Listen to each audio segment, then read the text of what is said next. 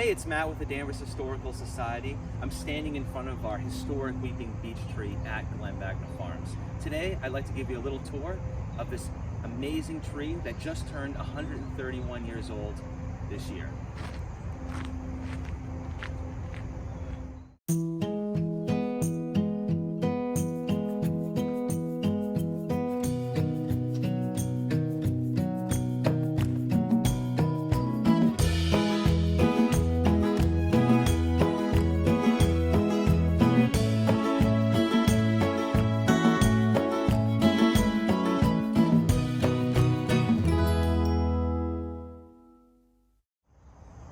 We are now under the historic weeping beech tree. This tree is actually 5 trees that were planted closely together in 1889. If you notice, the trees are actually grafted together with branches. This was done intentionally by horticulturalists a long time ago to keep the tree from splitting during heavy snow or windstorms. So this is a natural cabling system that was done a long time ago. Very cool.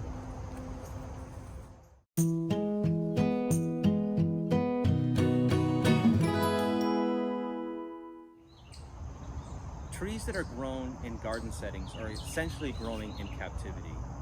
They need a lot of love, a lot of maintenance, a lot of care. Beech trees in the wild can live 300 or 400 years, but in garden settings, maybe 200 years or 150 years. So it's essential that we all take part in caring for this amazing tree.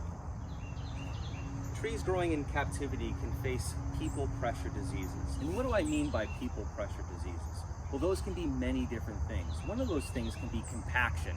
When many people are walking underneath a tree, it compacts that soil. And so air and water cannot get to the root system. This can lead the tree into a state of stress and shock, which then diseases and insects can come in and start to affect the tree in a negative way. There are many different ways to deal with the problems of compaction. One of the ways, and one of the most easiest, is adding thick layers of bark mulch. We like to use the kind of bark mulch that have thick chunks of wood. This allows water and air to move into the delicate root system.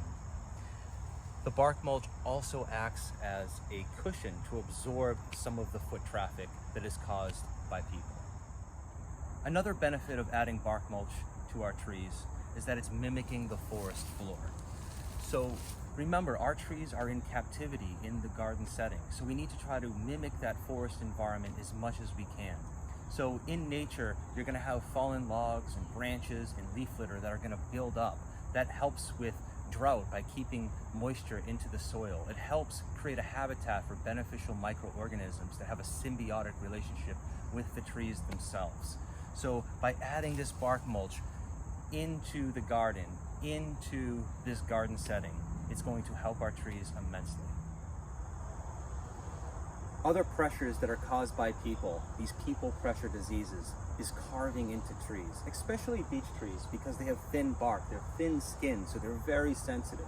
So just like with people, if we are wounded or we're cut, we now have to allocate resources into healing. Well, trees are no different. So when people carve into trees, they're actually hurting the tree, because the tree would normally be growing and now has to allocate resources into healing. And just like with people, when we have a wound, it leaves us open to bacterial infection, to viruses. And with trees, they have insects to worry about. So now they have to fight off infection. So it's really important that we all together as a community care for our trees. This is our heritage. And we have to make sure that this is around for the generations to come.